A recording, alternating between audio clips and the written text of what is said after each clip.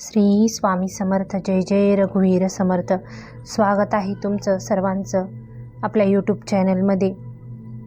आज मी तुम्हाला महाराजांच्या हाताची गोटी आहे तिचं रहस्य सांगणार आहे. व्हिडिओ शेवटपर्यंत पहा. जर तुमच्याही घरी महाराजांच्या गोटीच्या रूपातला फोटो असेल तर. स्वामी महाराजांच्या हातातली गोटी ही फक्त गोटीच नाही तर ते एक रहस्य आहे आणि 90% लोकांना हे रहस्य माहीत नाही. कुठे आहे ती गोटी हे संपूर्ण माहिती, आज ती गोटी कुठे आहे हे मी तुम्हाला शेवट सांगणार आहे. त्यामुळे व्हिडिओ स्किप न करता शेवटपर्यंत बघा. स्वामी महाराजांच्या हातात दिसणारी छोटी गोटी ही फक्त एक साधी वस्तू नाही, तिच्या मागे एक आध्यात्मिक अर्थ दडलेला आहे. स्वामींच्या हातात गोटी का असते आणि तिचं आध्यात्मिक रहस्य काय आहे ते आपण आज जाणून घेऊया. आणि ती आपल्या जीवनाशी कशी जोडलेली आहे तेही मी तुम्हाला सांगणार आहे. तर महाराजांच्या हातातली जी गोटी आहे तो एक दगड वाटतो आपल्याला, पण तो दगड नाही तर ती आहे ब्रह्मांड. महाराजांच्या हातात जी गोटी आहे ती ब्रह्मांड आहे. त्याला इंद्रनीलमणी म्हणतात त्या गोटीला. आणि महाराजांना भक्त विचारायचे, सेवेकरी विचारायचे, महाराज ही गोटी तुम्ही का अशी हातात धरलेली आहे? आणि महाराज ती गोटी एका विशिष्ट पद्धतीने फिरवायची. कधीकधी त्या गोटीकडे बघून हसायचे आणि तिच्यात बघायचे. तर महाराज म्हणे, गो म्हणजे गोपनीय टिपण, गो म्हणजे गोपनीय आणि टी म्हणजे टिपण. गोपनीय टिपण ह्या गोटीमध्ये आहे. म्हणजे भक्तांना काही कळायचं नाही. सेवेकरी म्हणायचे, म्हणजे काय स्वामी, गोपनीय टिपण कसं काय आहे ह्या गोटीत? तर महाराज सांगायचे, देवी देवतांनी विशिष्ट ठिकाणे ही पृथ्वीवरती आपल्या हातात धरलेली आहेत. जसे महादेवांनी काशी हे क्षेत्र आपल्या त्रिशूळावर धरलेलं आहे. ज्या वेळेला ह्या पृथ्वीचा विनाश होईल त्यावेळेला भोले बाबा ते ब्रह्मांडातली जी काशी आहे आपल्या ती आपल्या त्रिशूळावर धारण करतात. करवीर निवासिनी आई महालक्ष्मी ह्या आपल्या हातामध्ये करवीर क्षेत्र धरतात. तसं स्वामी म्हणायचे की ही गोटी हे मी अख्खं ब्रह्मांड माझ्या हातात धरलेलं आहे. तेव्हा भक्तांनो एक मनापासून विचार करा, महाराज जर एक गोटीच्या रूपात अख्खं ब्रह्मांड हातात धरू शकतात तर त्यांना आपली समस्या, भक्ताची समस्या ही कितीशी, अगदी धुळीच्या अणुरेणुकांना इतकी सुद्धा आपली समस्या महाराजांसाठी मोठी नाही आहे.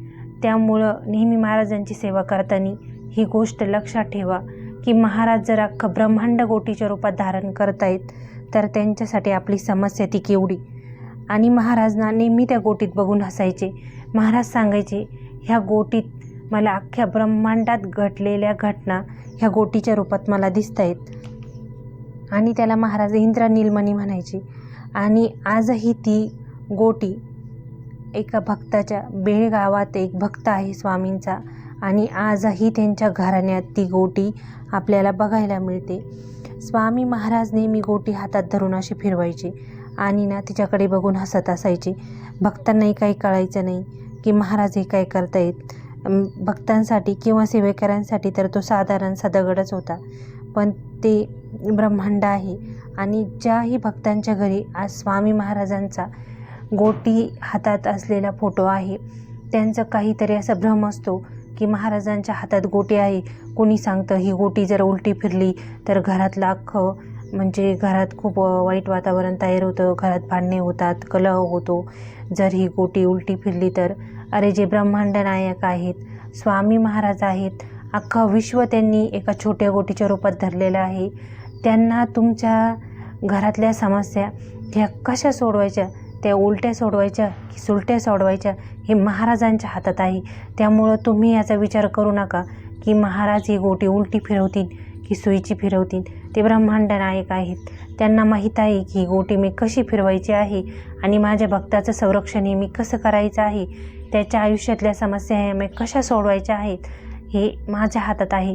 तेव्हा तुम्ही नेहमी श्रद्धा ठेवा आणि विश्वास ठेवा की महाराजांनी अख्खं ब्रह्मांड आपल्या हातात धरलेलं आहे. त्यांच्यासाठी त्यांच्या भक्तांची समस्या सोडवणं अगदीच कठीण नाही, पण आपलंही काही मागच्या जन्मीचं प्रारब्ध असतं. महाराज आधी ते क्लिअर करतात आणि नंतरच त्याला पूर्ण फल देतात. म्हणजे एक छोटीशी गोष्ट सांगते, गोष्ट शेवटपर्यंत ऐका. त्याचा आपल्या जीवनाशी काही संबंध आहे हे तुम्हाला नंतर कळेल. एक भक्त होता, तो एका महाराजांकडे गेला आणि म्हणाला, महाराज माझ्याकडे खूप संपत्ती झालेली आहे, आता मला नको आहे, तर मी काय करू? तुम्ही ह्याच्यासाठी मला काहीतरी उपाय सांगा, कारण मला देवाने दिलं आहे ना, ते खूप दिलं आहे, आता मला नको आहे. अगदी खूप संपत्ती दिली आहे, खूप सुख दिलं आहे, आता मला कशाचीही इच्छा राहिलेली नाही आहे. तर मला असा काहीतरी उपाय सांगा की आता माझ्याकडे येणारी धनसंपत्ती बंद होईल. बस आहे ती मला खूप आहे. त्यानंतर त्या महाराजांकडे पुन्हा एक गरीब गेला आणि तो गरीब माणूस म्हणाला की महाराज माझ्याकडे खायलाही अन्न नाही, मला काहीच नाही आहे, अगदी घरात काही म्हणजे काही नाही आहे, मी खूप दरिद्री आहे, तर मला धनवान होण्यासाठी तुम्ही काहीतरी मार्ग सांगा. तर ते महाराज विचार करू लागले आणि ते म्हणाले, आता माझा साधनेचा वेळ झालेला आहे, मी साधना करून तुम्हाला उद्या नक्की याचं उत्तर सांगेल की तुम्ही यासाठी काय करायचं आहे. तो गरीब माणूस आपल्या घरी निघून जातो आणि तो श्रीमंत माणूसही आपल्या घरी निघून जातो. त्यांना उत्सुकतेपोटी श्रीमंत माणसाला रात्रभर झोप येत नाही की असा काय उपाय सांगणार असेल बरं महाराज, की आपल्याला माहीत नाही हा उपाय काय सांगणारे, कसं काय करणार असतील, ह्या विचारांमध्ये तो सारखा गुंतलेला असतो. त्यात रात्र कशी जाते त्याला कळतही नाही. दुसऱ्या दिवशी सकाळी तो उठल्याबरोबर महाराजांकडे जातो आणि म्हणतो, महाराज मला तुम्ही सांगा की मी असा काय उपाय करू की जेणेकरून माझ्याकडे आलेलं आता हे बंद होईल, कारण मला आहे तेच खूप झालेलं आहे.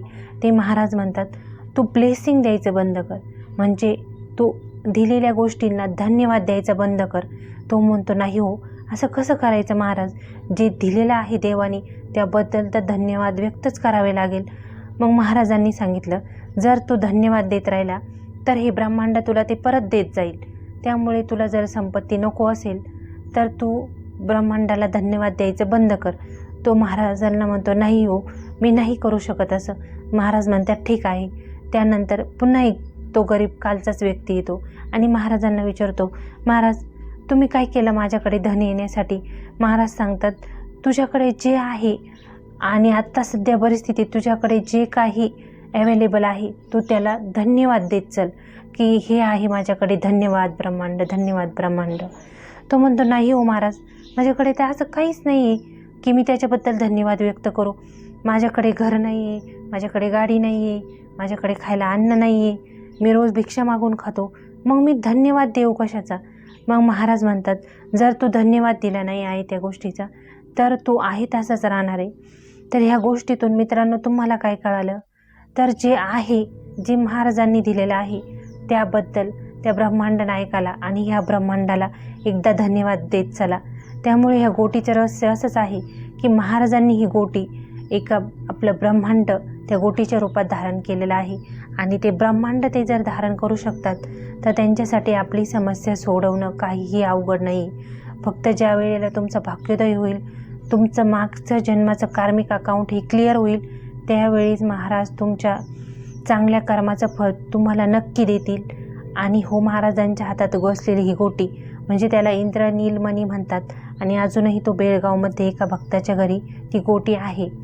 तर तुम्हालाही जर महाराजांवर विश्वास असेल तर कमेंटमध्ये श्री स्वामी समर्थ लिहायला विसरू नका. व्हिडिओ कसा वाटला, ही माहिती कशी वाटली तुम्हाला कमेंटमध्ये नक्की सांगा. तुम्ही अजून चॅनलला सबस्क्राईब केलं नसेल तर सबस्क्राईब करा. तुमचा आजचा दिवस स्वामीमय जाओ. धन्यवाद.